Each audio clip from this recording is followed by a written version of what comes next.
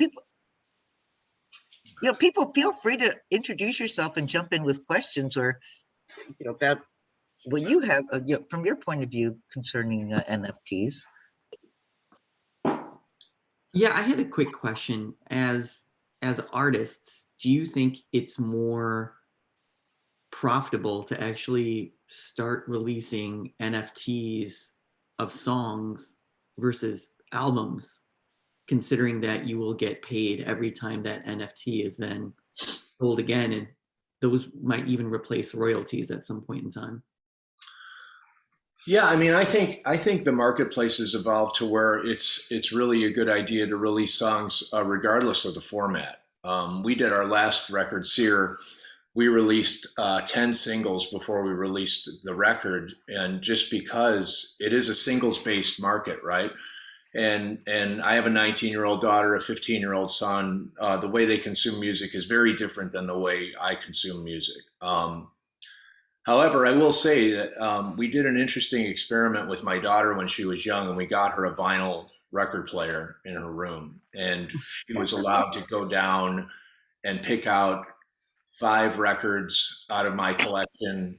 And this is right when she was learning to read. So she wasn't really looking at the words as much as the pictures on the cover. So she would grab, Curtis Mayfield or Earth, Wind and Fire, anything with a cool cover she would grab and she would go play. But when she would drop the needle on the record, she would sit on her bed and she would stare at that record cover for 20 minutes until the side of music stopped playing. And she would have this kind of analog transfer. Conversely to when she would play music on her iPod, it became the soundtrack for this other kind of digital multitasking. So I think that's a really good indication of kind of how the listening habits have changed and how time has become more compressed. People have less time to sit around and listen to 20 minutes worth of music and dedicate themselves to that action only when there's other things going on. Also, the mechanism by which you consume music is competing for space as well.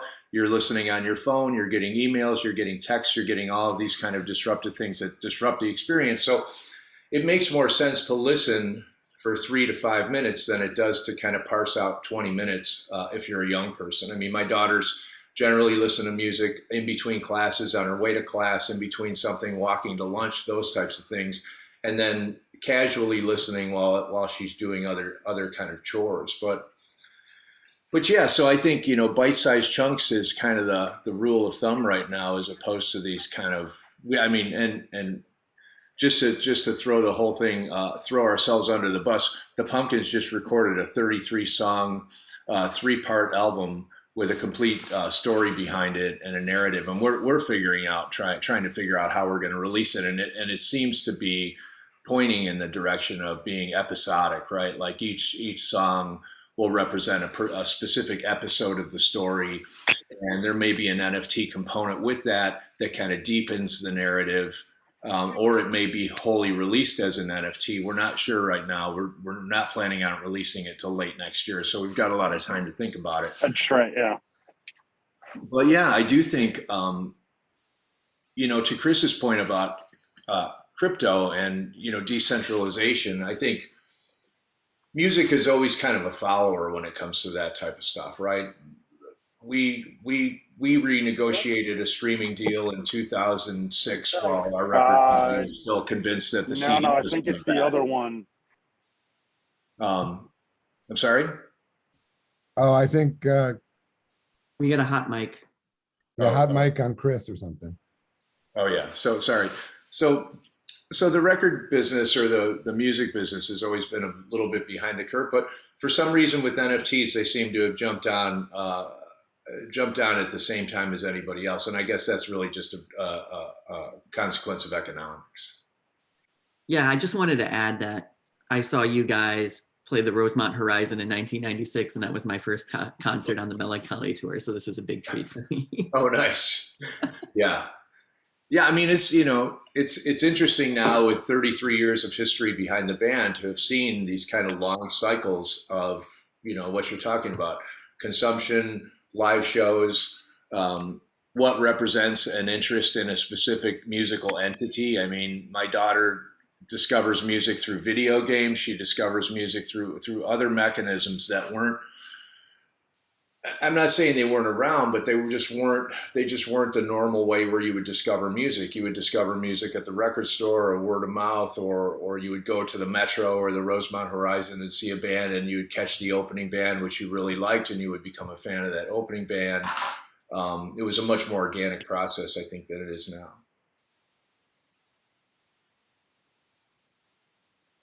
I remember being at Roseland a while back. I was in the music business then. I was at Roseland. And the opening band wasn't bad. It was called Nirvana. Like, well, these guys are good. I love the Roseland, Bonnie. That's still one of my favorite gigs of all time. I like Roseland too. I wonder if it's still around.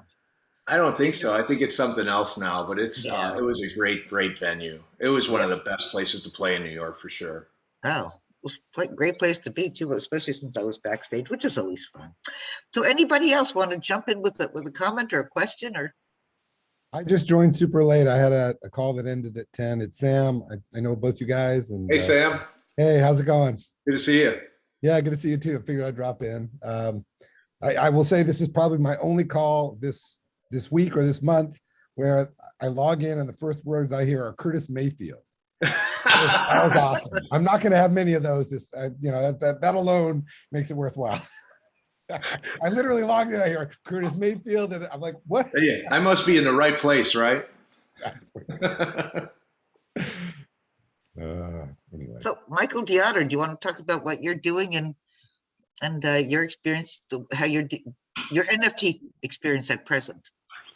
Well, I wouldn't call it too much experience, but I am involved, as I was explaining to Bonnie. I try to follow some of these, we'll call it trends that start to percolate and have some sort of commercial meaning and value. But I'm working with a company that has developed an NFT platform off of the back of their successful influencer business in Europe. So they have, about 1 million influencers, and adjacent to that core business, which is doing quite well. It's cash flow positive. There are no outside investors. They are the biggest influencer marketing platform in Europe, operating in 9 countries. They have an NFT program that, their philosophy is more around, broad commercial acceptance, not relying on any particular crypto as an underpinning.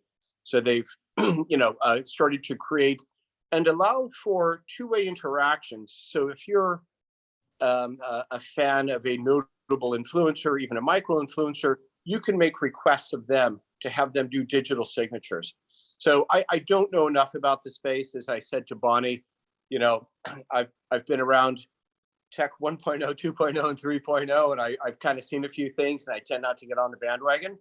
But I think what they're doing has broad commercial possibilities, and I'm starting to learn more about the different platforms and the different people.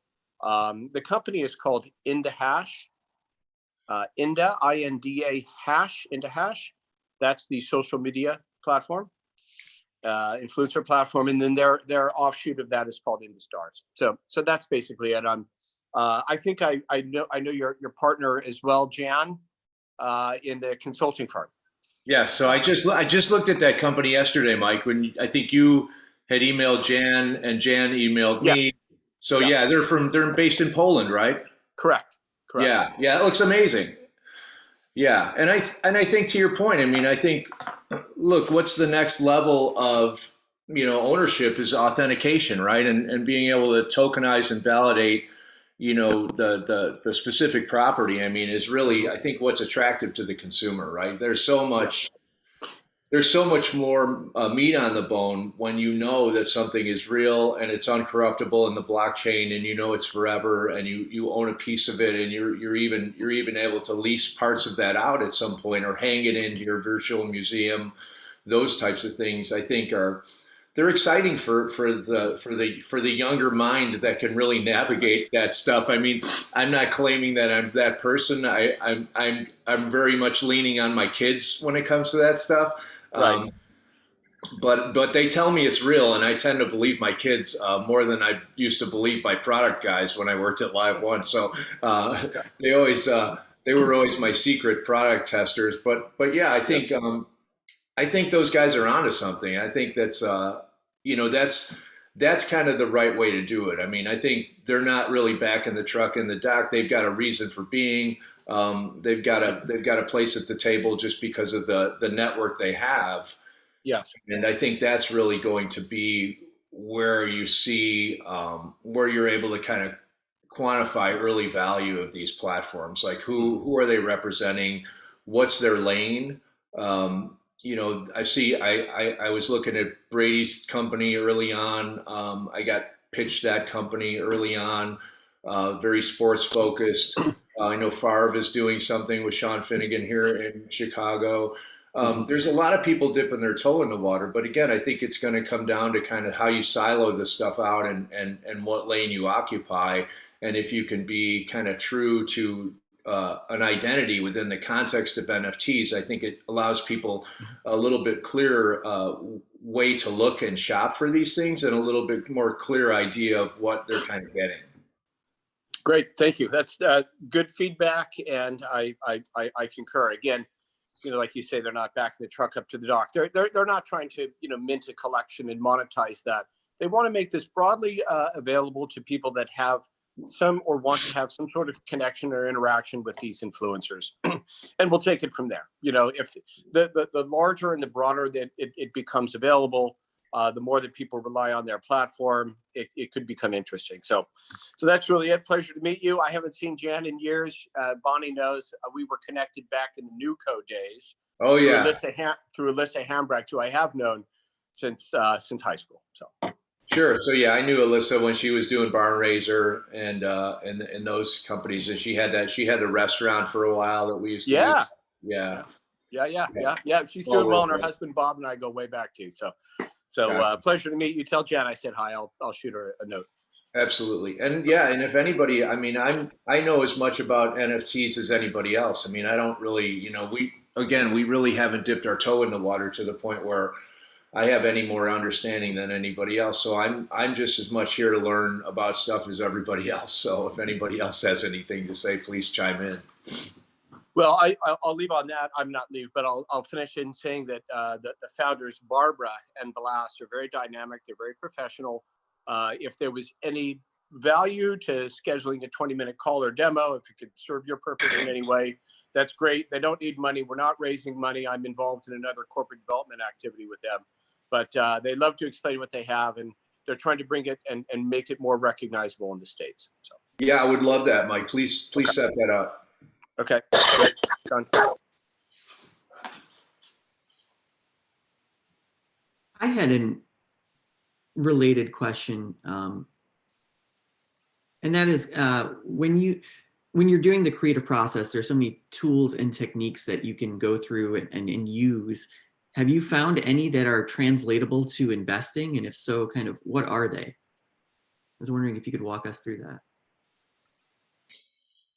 I mean, yeah, that's a great question. And I think, when we write a song or when we're working on a larger project, it's really about the story, right? What story are we trying to tell? And the more Billy and I know about the story and what the destination of that story is, the better our choices are, the easier it is to make the right choices musically.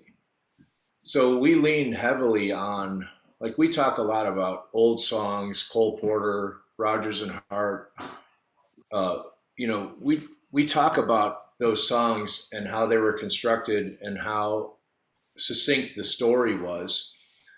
And every time, and when we develop instrumentation in and around a song, we make it incumbent on the instrumentation to tell that same story, right? The song like Tonight, the drums tell the same story as the lyrics, and that's what gives that song power. Everything is accountable to the narrative, right? Everything about that song is accountable to the journey of the song, lyrically, musically, the key it's in, the chord changes, the drum part, the dynamic changes. They're all congruent with the narrative, and that's when it adds up to kind of a great powerhouse song like that. Today, Tonight, 1979. Those are great examples of when we kind of get it right. So when I look at companies, I kind of look at the same way, right? Like, what's the story they're trying to tell? how accountable are the components of the company to the narrative, and is everybody trying to tell the same story?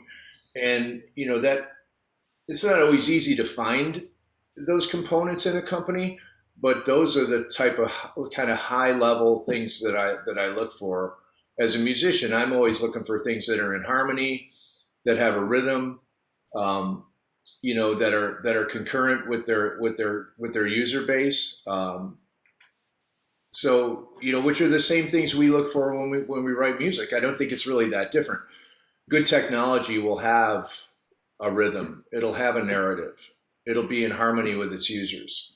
It'll tell a great story.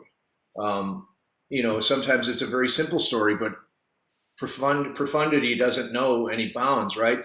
You can drive by a 3-letter billboard and have it change your life as much as reading a 1,000-page book can change your life sometimes. So, sometimes that profoundness is hidden in the simplicity of things and it can be overlooked. But those are the things that I've learned in 50 years of playing music, that it gives me at least an understanding of what I'm looking at when I look at companies, or I talk to co-founders, or I talk to CEOs, and I ask them about who's on their bench, and what's everybody like, what's the goal, like what's the destination, how does the story end, right? Or does it end? Or how do you hope the story ends? I mean, those are critical parts of knowing your business. Thanks for that. I mean, and that's just my musician perception of how things work. I'm sure biochemists have a different opinion of how things work, and they probably look at things in a very chemical. My neighbor is the biochem chair at Northwestern, so it's like I'm sure he has a different way of looking at companies than I do. But that's just the way that it's easy for me to kind of extrapolate out whether I'm interested in something or not.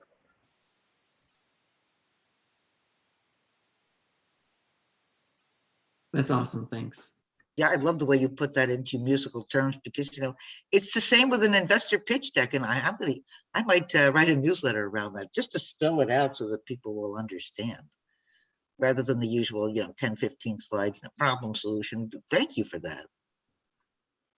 Yeah, I think we can all look at our lives and what we have a cogent understanding of, and apply it to business dynamics. If it's beekeeping, or it's music, or it's something else, it's the kind of the metrics and the components are kind of the same. I mean, it's really having a story to tell at the end of the day, and really believing in that story to the point where the vision starts to crystallize in a meaningful way. I mean, I'm a big believer in meditation. I'm a big believer in believing in outcomes, and I can look at my life in reverse and see where those things have worked. And music is a great example. I mean, from the time I was 8 years old, I used to sit around and dream about what would happen if I practiced more than anybody else, and what was the potentiate of working really hard within the context of my instrument. And a lot of those things manifested because I just refused I refused to not believe them, right? I refused to believe that they wouldn't come true. So I think there's a real power in that. And when you meet a co-founder or somebody who's working on something that really, they have that mindset, it's hard to discount it, because there's so much power in that drive and in that belief system.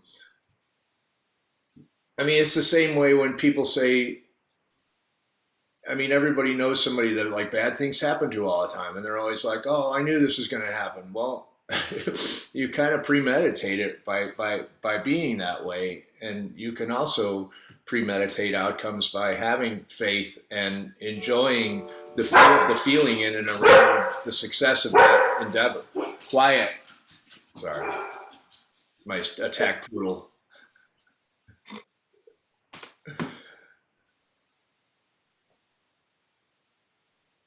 Michael, do you want to, Michael, we always have two people with the same name.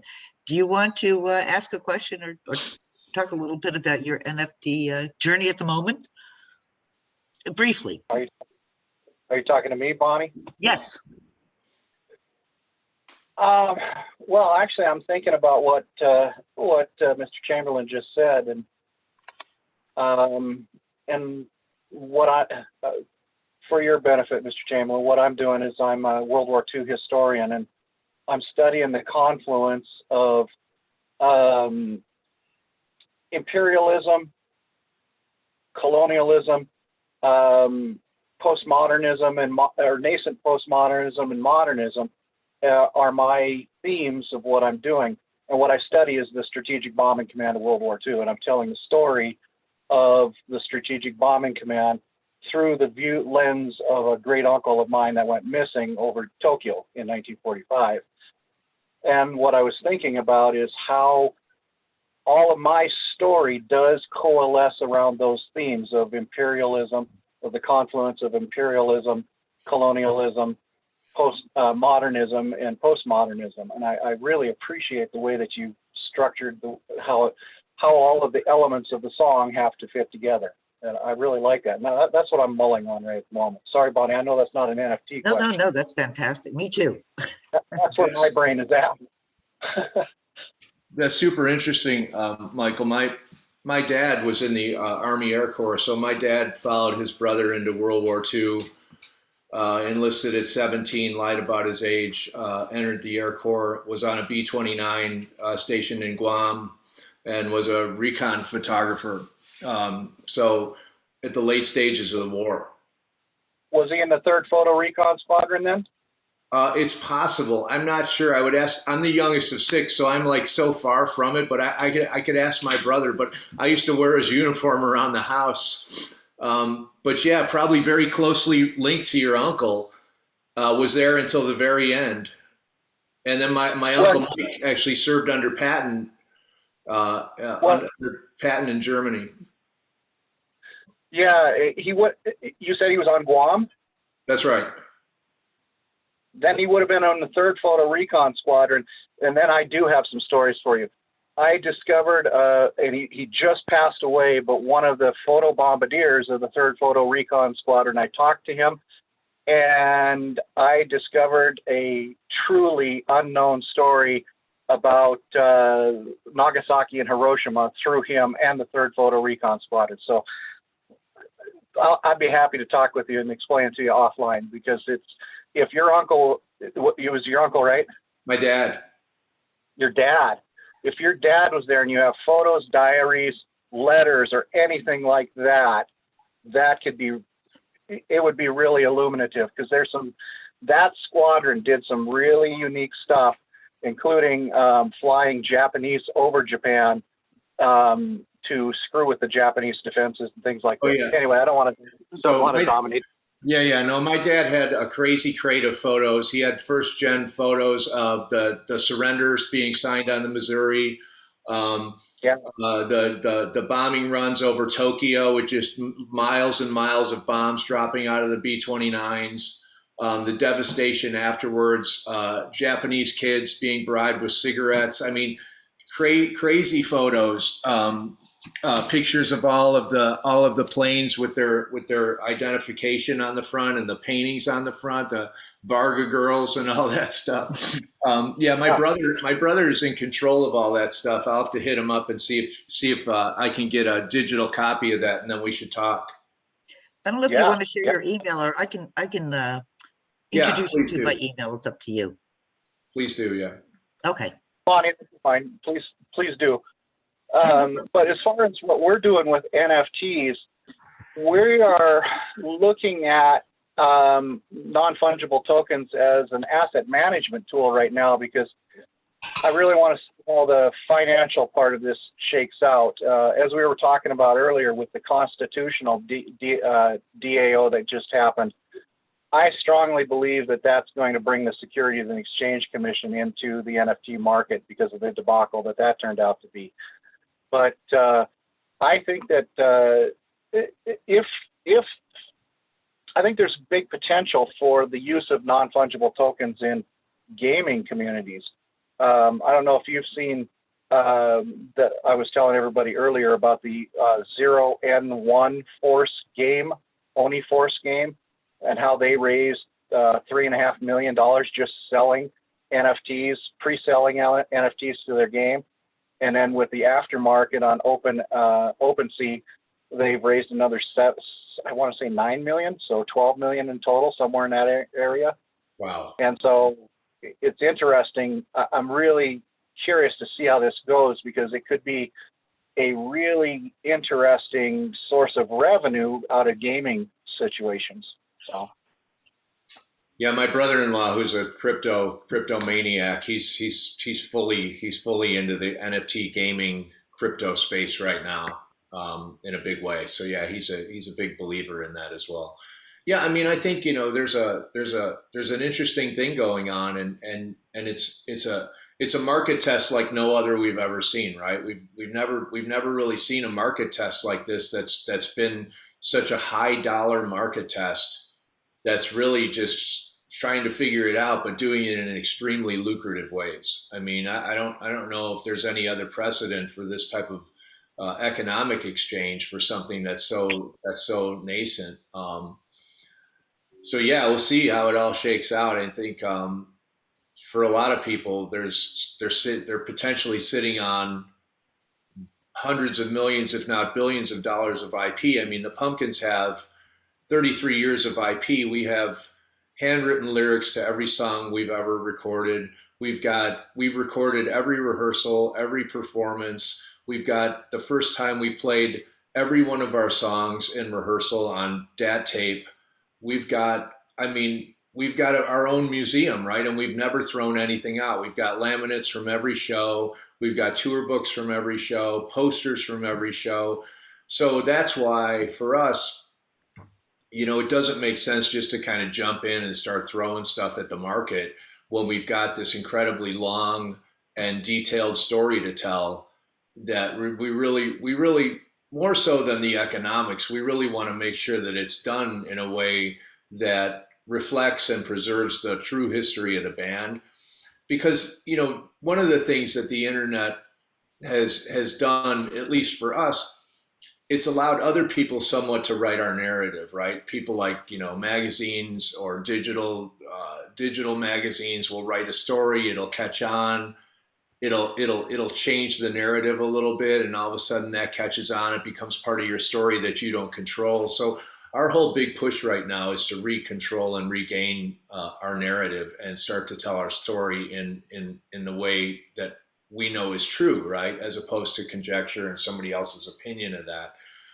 That's why we're really excited about the ability to use NFTs to kind of put a stake in the ground and have it be tokenized and uncorruptible to a point. Because it's like I was telling somebody the other day, they were talking about decentralization and NFTs and the blockchain and you know, the uncorruptible nature of it. And I said, yeah, but it only works if you put altruistic information in it. If you put shoddy information into a blockchain, you're still going to have shoddy information, right? It's only as good as the input, and only will ever be as good as the input. You know, you can use it, but you can use it equally as well to revise history or do anything else that you see fit, right? So that's where it becomes a little bit dangerous. But for us, I mean, with all of that IP, it represents a real opportunity for us to go back, regain control of the narrative, and tell the story kind of once and for all from 1988 on. How have you indexed your information? I'm imagining you have a pretty substantial database where you've attached metadata to all of your entries, right? Yeah, so everything has been digitized over the years. Everything's on hard drive, and you know, the physical copies are stored. But again, I mean, it's becoming like, at first it was like, oh, who are we going to get to sort out this NFT problem? Who's going to show us how to make NFTs out of all this stuff? Now it's become just an archival issue, right? Like now what we need is an archivist to come in. And to your point about the war history, right? It becomes an archival exercise as opposed to an information. Once you have the information, you become an archivist, right? You got to start sort it out, put it in chronological order, figure out what goes before what. And that's kind of where we're at, trying to find somebody who knows enough about the band to kind of come in and help arrange this stuff in a way that's chronological and tells the right story.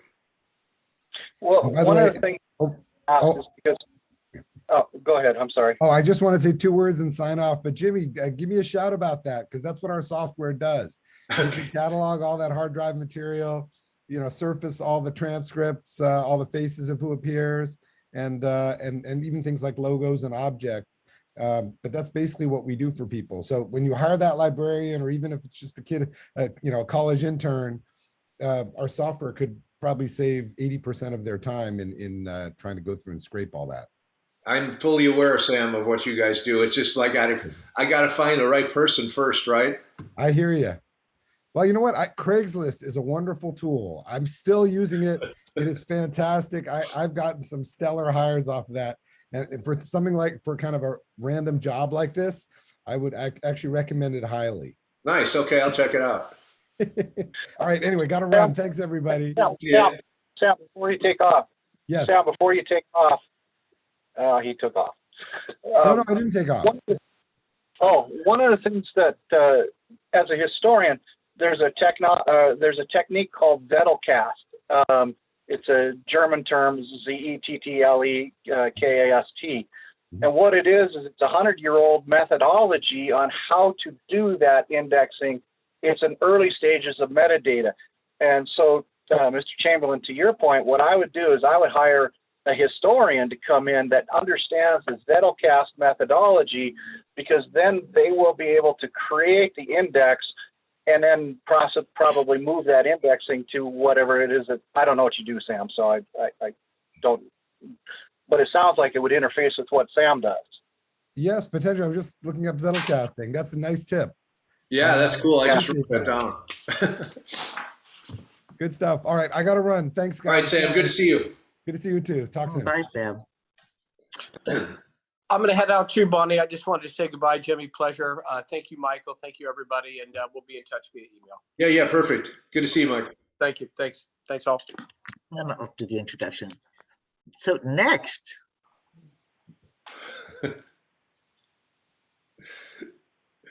comments or questions? Oh, Well, I I'm think just I'm just dying to hear more about his dad's World War II experience. Sorry.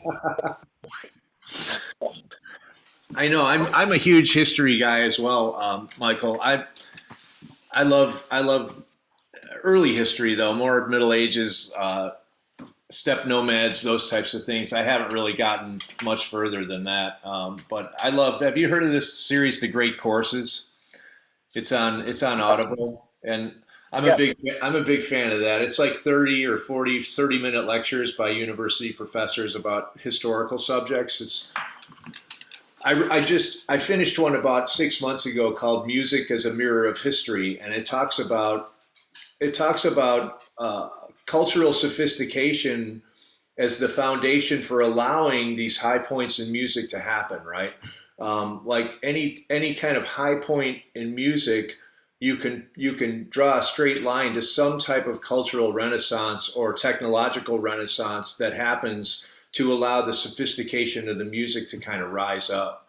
It's pretty interesting. And I was talking about it with Billy the other day, with Billy Corgan, and we were talking about the difference between music in the late 80s and 90s and music and our fan base as we went through the late 90s into 2000s and beyond. And we were talking about how when Bonnie was working at the Roseland and bands like Nirvana and the Pumpkins were playing those types of venues, our audience was reading Dostoevsky and Nietzsche and Kerouac. There was a real kind of quasi-intellectualism that I guess in retrospect allowed us to write those things like Melancholy and Siamese, those kind of tempestrial pieces of music. Our fans were totally cool to kind of go down that road with us, whereas now to Jimmy's earlier point, it's become about these kind of bite-sized chunks, right? And how quickly can you tell a story? And songs have become more like a commercial for detergent as opposed to kind of, you know, a Tolkien book or Warren Crime and Punishment or something like that. So it's interesting. And again, you know, when at the end of World War II, I mean, there was this whole like, well, you know, I read that book, Hellstorm. Did you read that about the phosphorus bombings of Germany right at the very end of the war when the RAF went in and bombed them, and then the Americans subsequently went in and burned the city, razed the cities to the ground.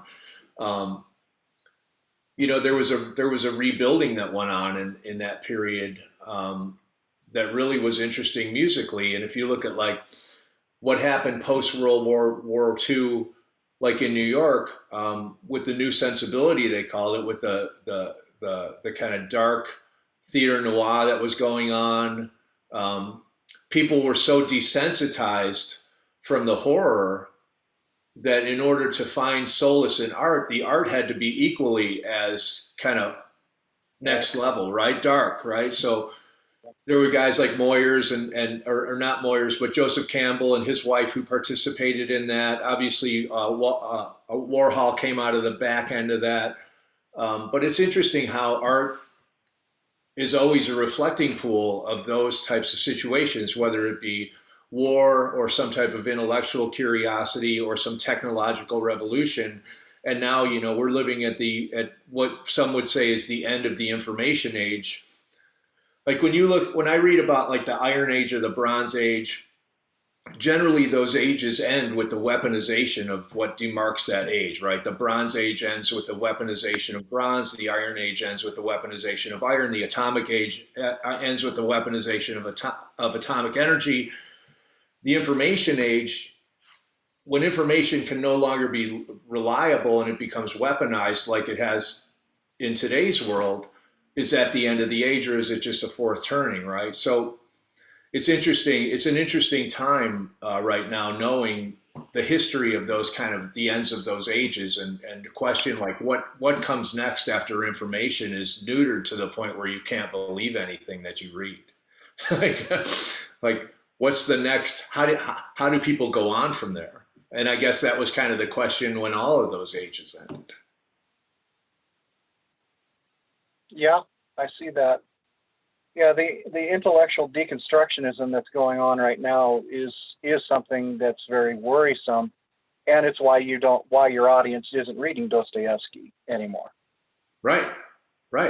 So as a composer and as somebody who really, you understand the relationship between the intellectual capacity of people to change their mind or allow themselves to be proven wrong, is the foundation on which you can create things. When that goes away, it gets to be, as an artist, it becomes very mystifying as to kind of what it all means, right? So like it gets harder to know how the story ends, and it gets harder to create a narrative. So for us, you know, we end up going internal and kind of rolling the dice, as opposed to like the 90s when we had our finger on the pulse of culture. MTV was driving the culture. We kind of knew our place. We were congruent with our fans, and we understood what they understood. We were able to create from that standpoint. Now it's very, very difficult unless you have a very niche fan base that you're very, very connected with. And the Pumpkins fan base is extremely broad. So it becomes hard to congeal an ideology within the context of what people are on about, because everybody is so living in their own narrow lane and so tied to their own confirmation bias that it's hard to write from any type of group awareness. Does that make sense? Yeah. Oh, no, it does. It very much makes sense. It's taken me back to a conversation I had with the Chinese ambassador to the United States in 1992, where he was telling me about how when they won the Civil War in 1948, they were looking at an extremely rigid culture within China, and they had to figure out a way to deconstruct it and shake down and break all of the cultural icons, all of the cultural standards and mores, and he walked me through the whole process of how they wound up in 1964 in the middle of the Cultural Revolution. But the question that I've always wondered is, and I asked him at the time, I said, well, okay, great, you've shattered everything, but what do you replace it with? And he said, and that's where we failed. And I would argue that we're going through that same process right now here in the U.S. And Bonnie and I have talked about this, and it is something that's very concerning when you create individual silos of disparate experiences and you celebrate nothing but the disparate experiences rather than what we have as a collective experience, which is essentially and the goal of that is the rejection of Western values and mores. Then you're losing all of that commonality, which speaks to exactly what you were just saying. And so that's what I'm observing. And I don't know how it'd be interesting to hear how you guys are observing that as musicians. Yeah, I mean, it's interesting. I mean, to even try to observe it, right? Because it's like trying to follow 18 different bouncing balls and write a song about it. I mean,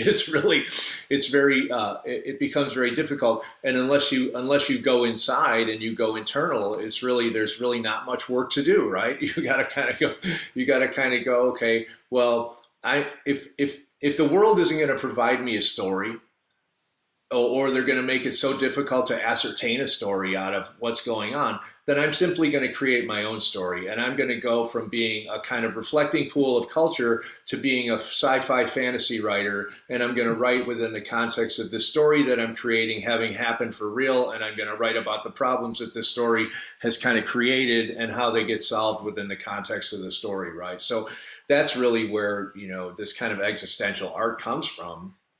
When there's no more signposts or goalposts in the culture, it gets really hard to do anything but create out of thin air. You don't have any impetus or any fuel in the tank from your surroundings. You've simply got to kind of go into your own mind and create it. I did this thing the other day for a travel vlog.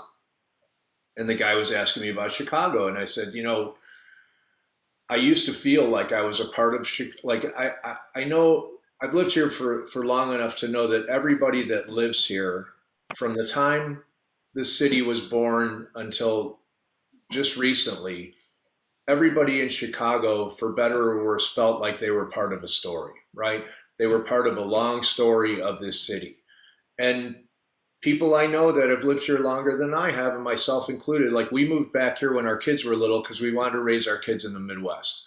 We wanted our kids to have rakes and snow shovels and garbage day and be raised like my wife's from Pittsburgh, I'm from Chicago. We wanted to raise our kids like we were raised, right? It was just easier than living in Southern California because I didn't know how to raise kids out there. I knew how to raise kids in the Midwest. But in coming back to Chicago, we had the Art Institute, we had the Field Museum, we had the planetarium, we had all these great resources, and we felt like we were a huge, huge part of the city. I sat on the board of World Business Chicago. I was on the school board of Columbia College. I mean, I was really, really invested in the city. And now those things are they're kind of gone, right? Because they've been compartmentalized out of my reach. I know I'm no longer congruent with a large enough group of people for me to see a way to insert myself into those things. They've become so niche that they've distanced themselves from me in a way that I no longer feel like I belong or am part of that story. And that's what I think is what you're talking about. I think people used to feel like they were part of the story of America. I did. My father went to war.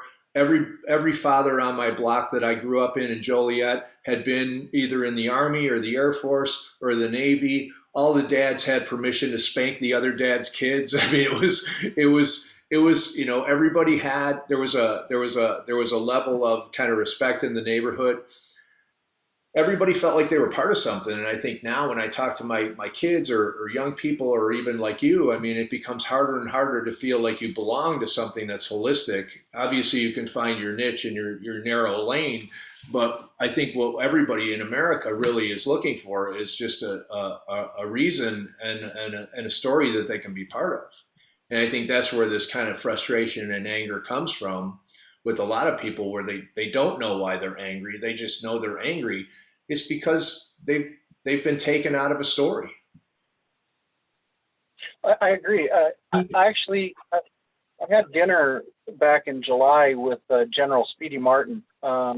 Speedy was a 4-star general at the Air Force, and he's retired. He was up for chairman of the Joint Chiefs in 2006, 7, somewhere in there.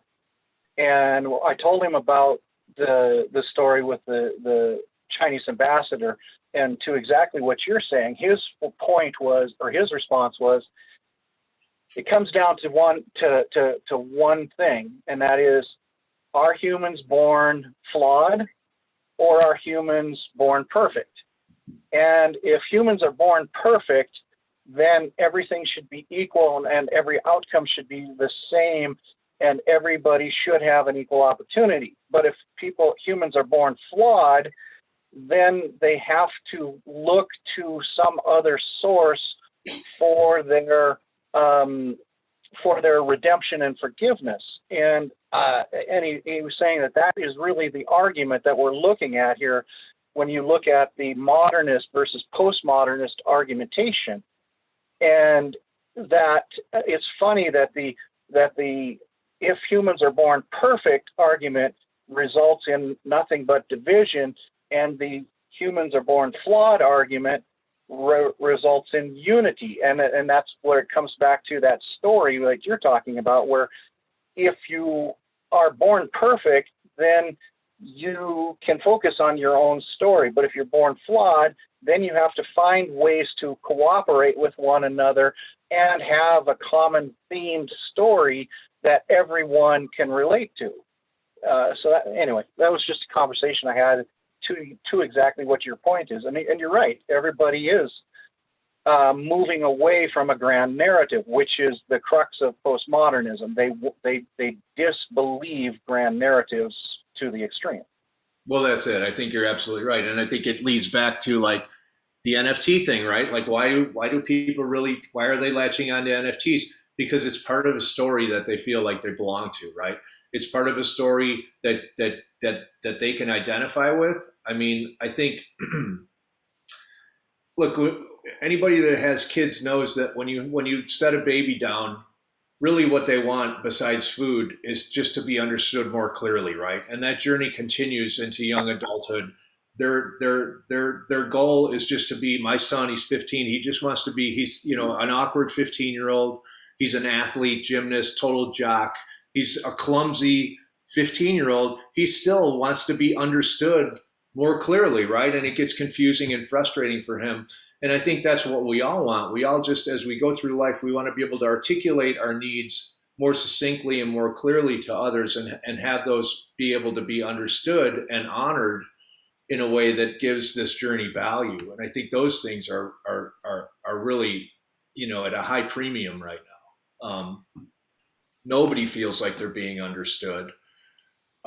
They and a lot of people that I talk to don't even feel like they understand what's going on, right? So if the basis of being understood is having an understanding of what is actually going on. So if nobody understands what's going on, the opportunity to be understood becomes almost non-existent. So anyway, I don't want to co-opt the conversation with history and nuance. Oh, it's fun. Can I ask one final question? Oh, sorry. Go ahead. Sorry. I didn't mean to cut you off, Bonnie.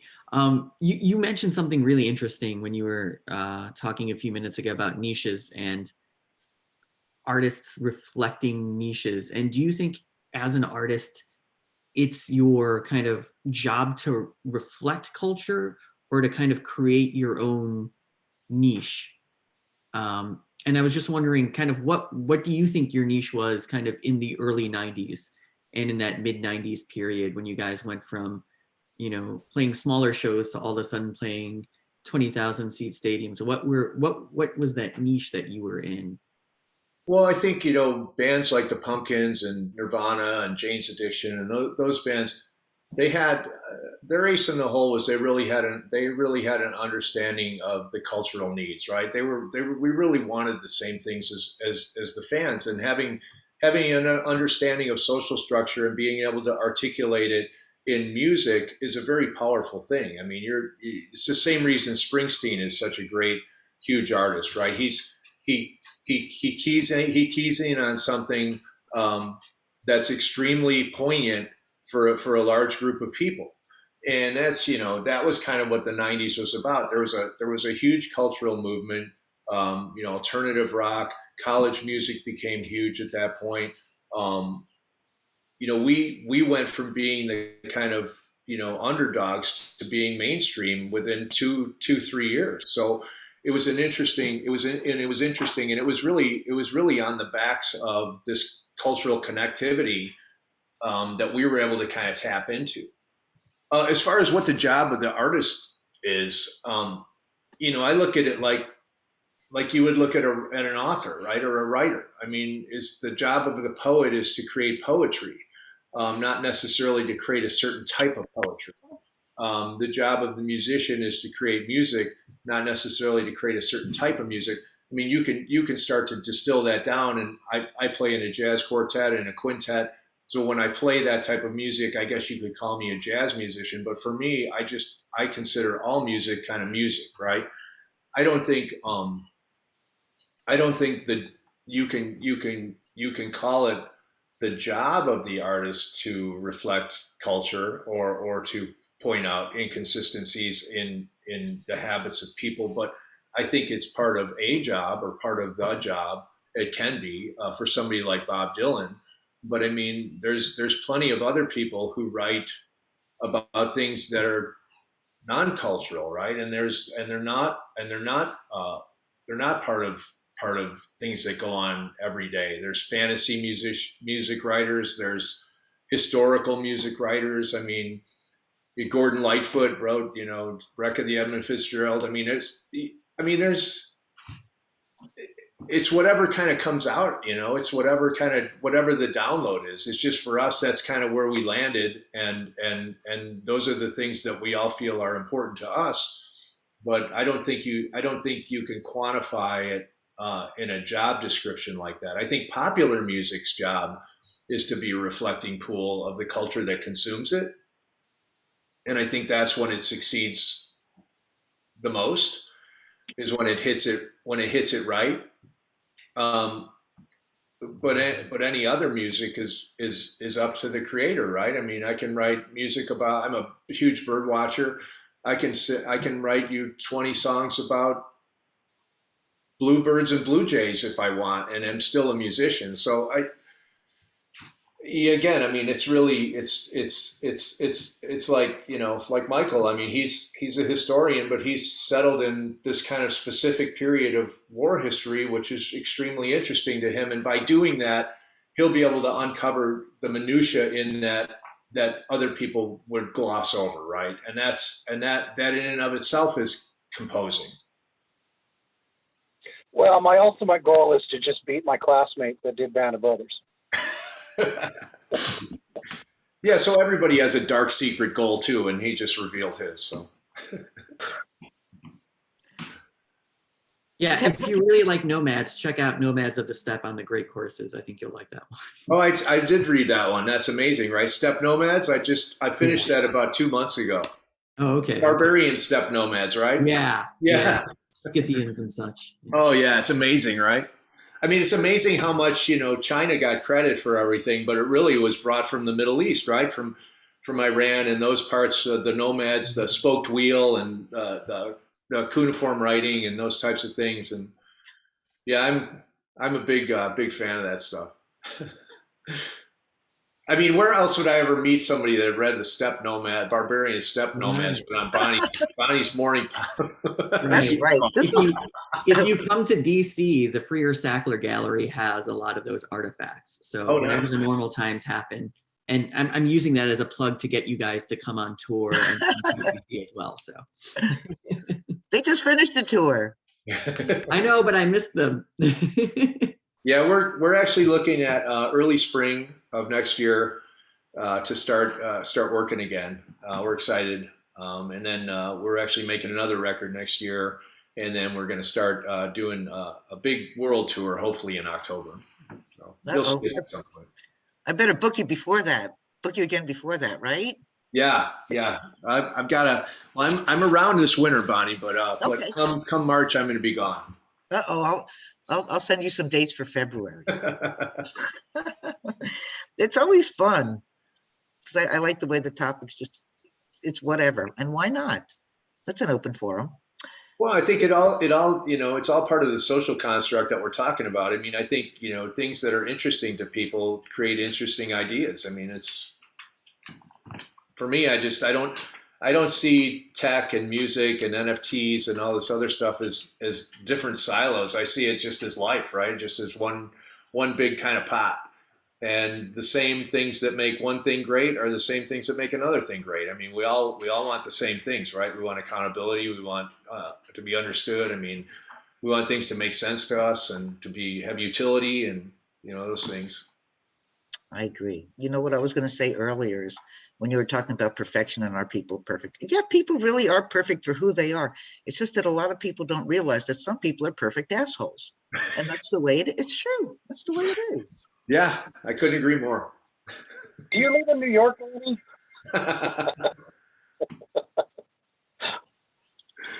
I think you're right about NFTs being a vehicle for people to feel as though they're part of something bigger than themselves.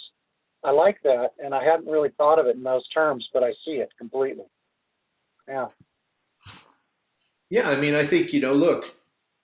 There's a lot of uncertainty around right now. People don't know what this world is going to look like January 1st. I mean, no one really knows. I don't think anybody really knows, no matter how high up or how much control they have of what's going to happen. So, I think anything that creates some stability and a trajectory is attractive to people. I mean, I think people want things in an impermanent world, right, or in an impermanent culture, an impermanent history, right? Our history has become impermanent as it becomes rewritten and revised. And I'm sure you read this book, Michael, that Barbara Tuchman, The March of Folly. Yeah. It's a great example of kind of what's going on, right? The March of Folly. It's all about the crumbling of empires and the recidivism that happened at the end of those empires, and you can see the same things are happening today. So I think, or the Fourth Turning, those types of books.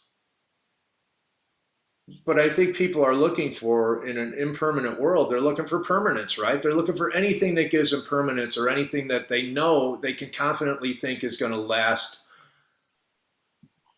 for a long time. I mean, it used to be, we used to be able to sink our teeth into home ownership and our kids going to school and this and that and this and that. But with the world in such economic flux, even those things have become uncertain.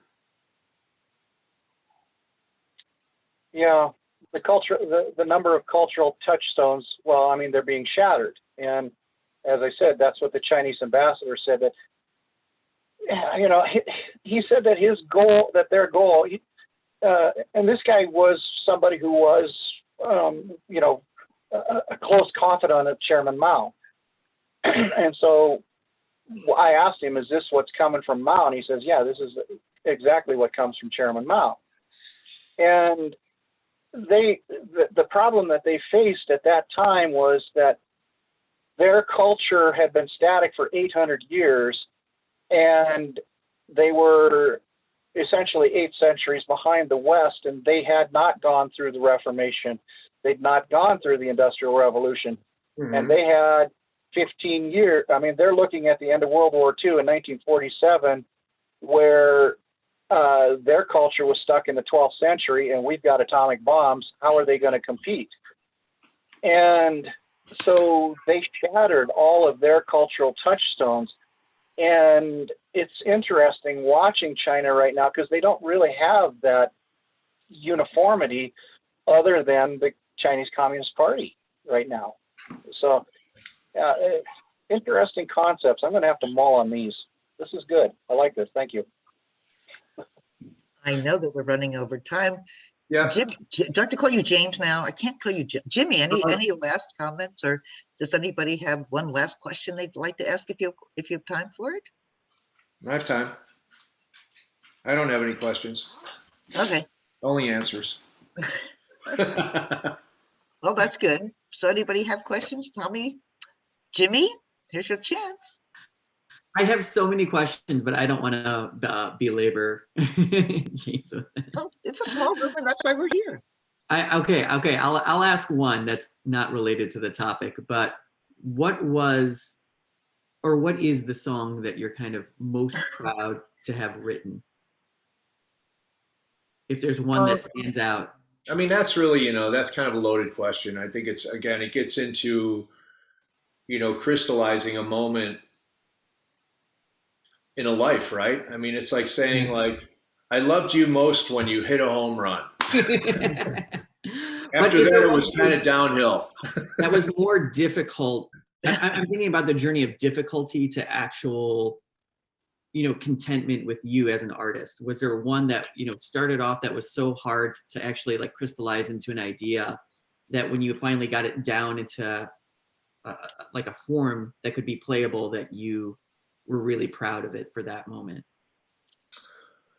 I mean, I think 1979 is a good example of that song. I mean, we worked on that song and it wasn't there. It had no shot at making the record. And it was really like that type of song with just a straight beat and a simple guitar part was just not in our wheelhouse at that time. So we got really frustrated with that song. We put it down a bunch of times, and it was Flood, the producer of Melancholy, that really latched onto that song and figured out a way for us to play that song the way that it kind of came out. And it was really, we needed to have somebody with an outside viewpoint that we trusted come in and say, this is how you unlock this puzzle, right?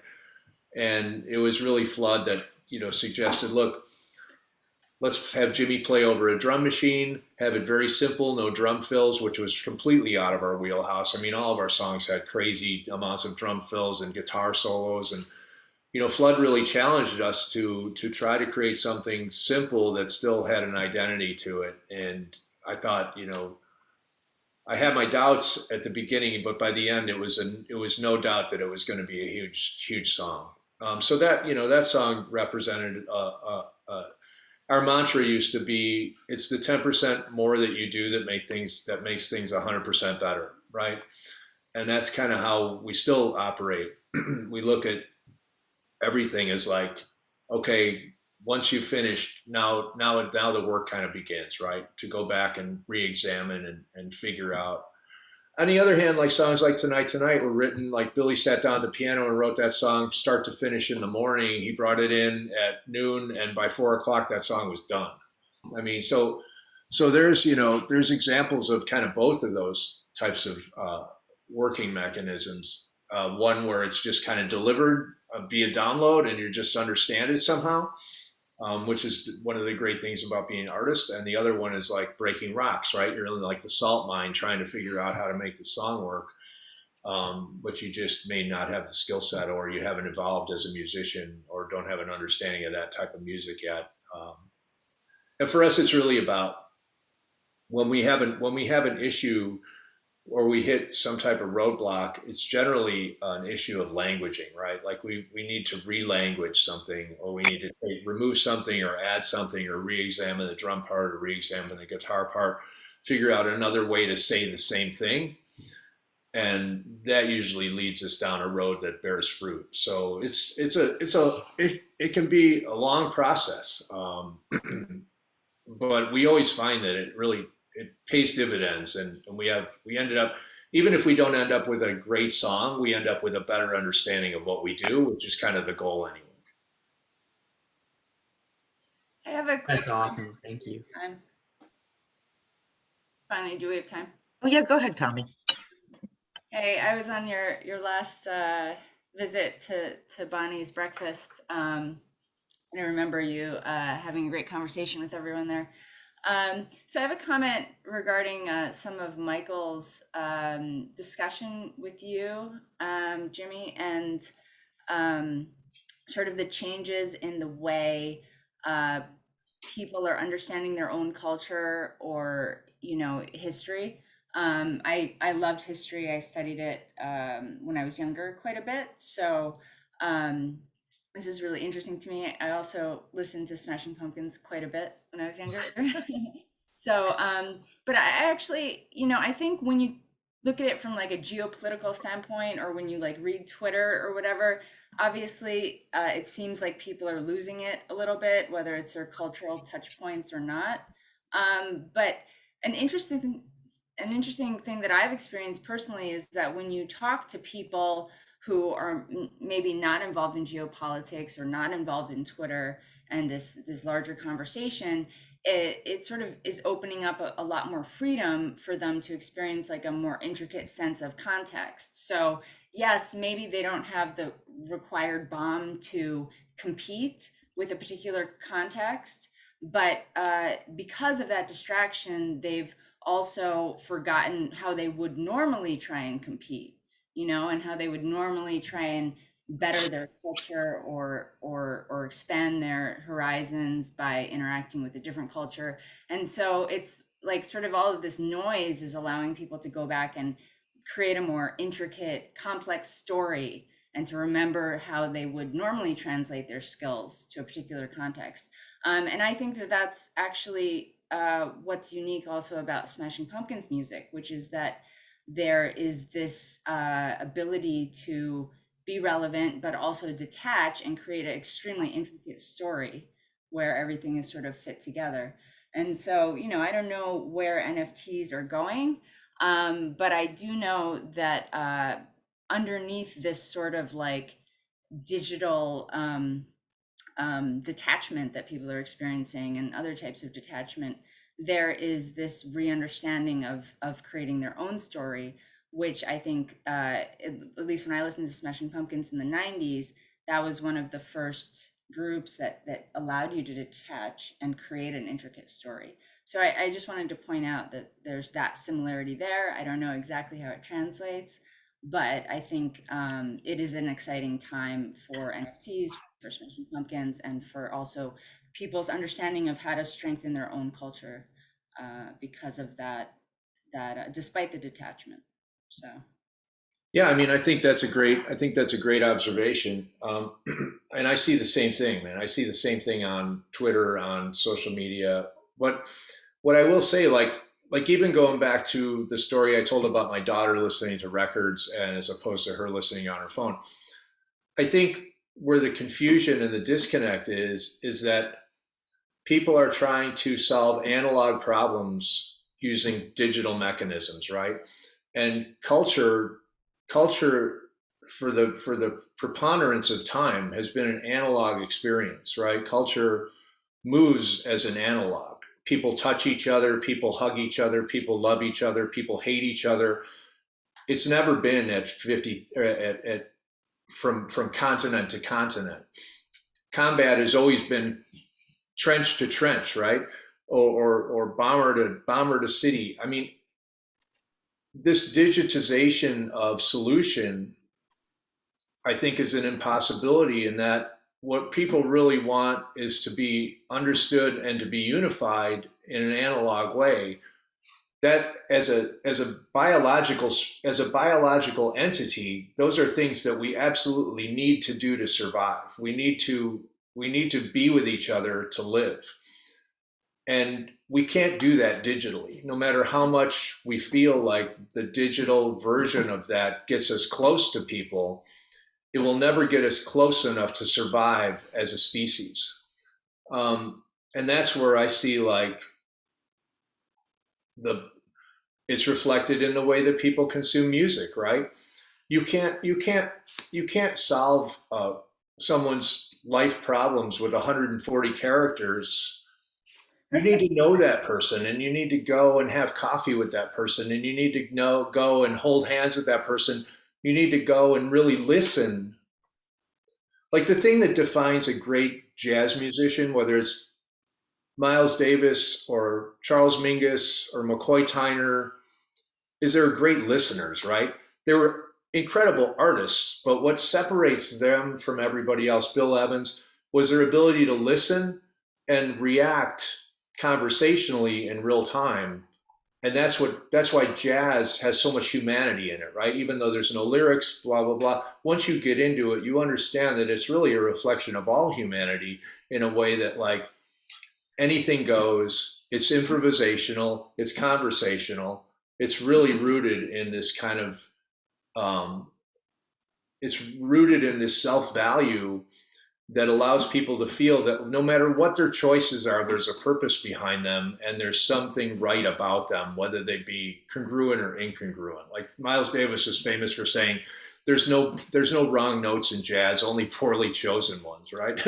And that's kind of how we are as humans. Nobody wants to be quantized. Nobody walks perfectly. Nobody goes and picks out the perfect broccoli and the perfect for their soup later. It's like, people are imperfect beings and they need imperfect solutions in order to arrive at the thing that allows them to love themselves. And I don't think that those things they can't manifest digitally. I've never found, I mean, I've had people say things to me online that are profound, but not even close to as profound as a face-to-face or a hug for my kids or petting my dog or I've got 5 cats. Like hanging with my 5 cats is like, you can't digitize that experience. And that quantifies my day and qualifies it in a way that's super important to me as a human being, as a kind of biological entity. So for me, I'm always a little wary of,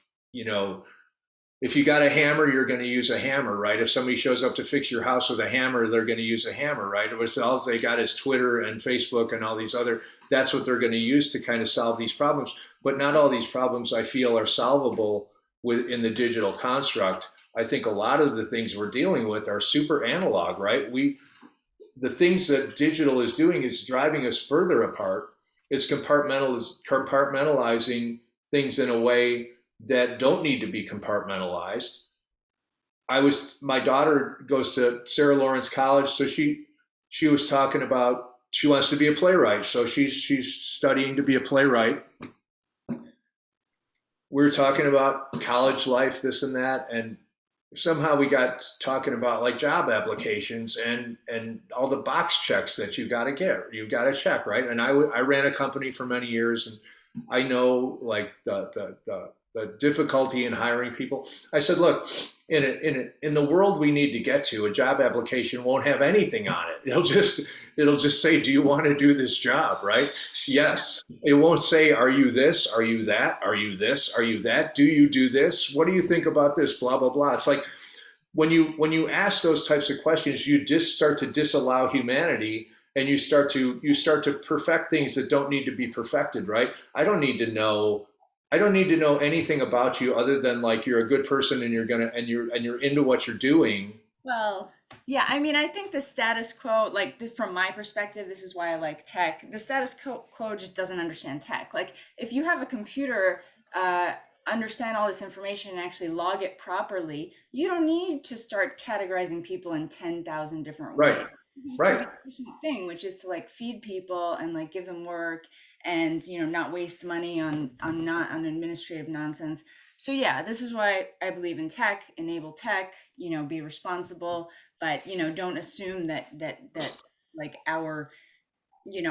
we're the best supercomputer, whatever I put on Twitter is like the the arbiter of I understand exactly what you're saying, but yeah. So I think that what it is doing, because it's so radical and, everyone thinks they have the answer to everything, it is allowing some people who are not as radical to like sit back and be like, okay, well, maybe I don't need to join the fight at all. Maybe I could just like figure my life out. Maybe I could just like listen to my music. Maybe I could just create more in-person connections. And so that's what's surprising to me that's come out of all of this nonsense. Geopolitical occasionally is just nonsense. They're like, if you go talk to the people who are in their 20s, I'm sure maybe even from China or other countries, there's an undercurrent which is much more empathetic than the overcurrent, which is just sort of like pushing all of these sometimes bad ideas, but just old ideas, like, you know, and I think there are some people, especially in tech, who understand that the old ideas are going to get pushed around, but it's the tech that's gonna prove what makes sense, right? Yeah, I guess it's really, yeah, to your point. I mean, there's no right or wrong answer, and there's no way to disqualify or qualify anything other than your own wants and needs, right? I mean, if somebody, I guess the question is like, if looking at a phone for 7 hours or 8 hours a day qualifies as a life for somebody, then that's their business, right? It's not my business. But for me, life is a bit more about like doing stuff and like practicing my drums, those types of things, rather than kind of supplanting it with this kind of copious amount of information that may or may not be, critical or poignant to my kind of day-to-day existence. I mean, but I get it. Yeah, I understand. I'm a huge believer in tech. Obviously, I ran a social media company. If the government used tech properly, then we wouldn't have it pushed into our lives in this way. Do you know what I mean? It's not just the government, but any organization really that controls a lot of, tech should be responsible for things that we don't want to be responsible for. It shouldn't be encroaching on what we do want to be responsible for, right?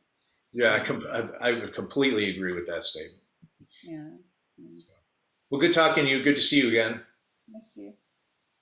So Jimmy, thank you for all this time, and thank you for indulging us, Brenda. We appreciate it. And I will send you some dates, maybe February, right? Yeah, whatever. I'm always around. Just hit me up. I love doing this stuff. So. And we always enjoy. I love your insights into things, and it doesn't always have to be about tech, even though we always do seem to wind back to tech. But I want to thank everybody for their participation, and I'll send you some dates later on today, Jimmy. All right, Bonnie. Sounds good. It's great to see everybody. And have a great holiday. If I don't talk to you, You too. Yeah. Enjoy the holidays. Okay. Bye. Bye, everybody. Thank you.